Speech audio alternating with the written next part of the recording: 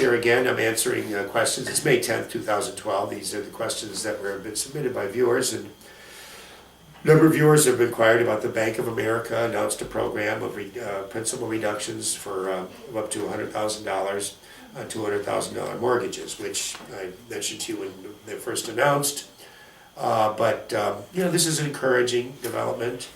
It's just a minuscule start. Bank of America, I believe, services several million mortgages, and so principal reductions of $100,000 and $200,000. It's a start.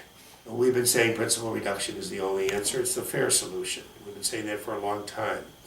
Anyone who has a Bank of America mortgage should, apply for this program. If you're underwater, should apply for this program.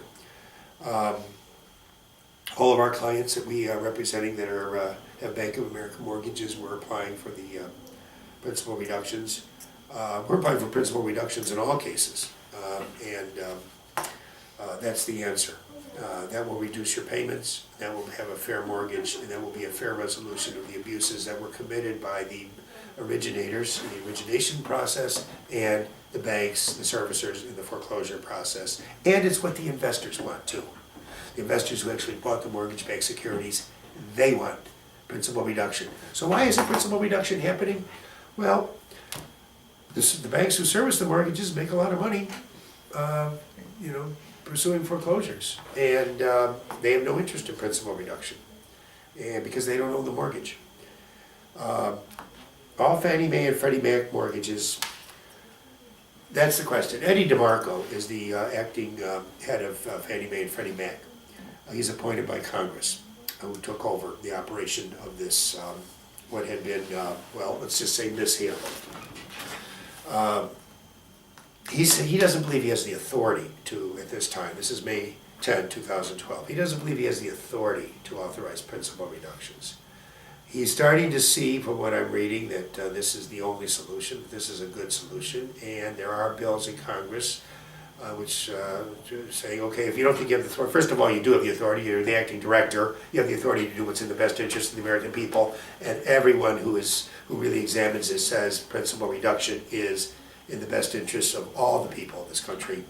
So you have the authority now, but Congress has got a bill to actually formally, explicitly give him the authority to authorize principal reductions.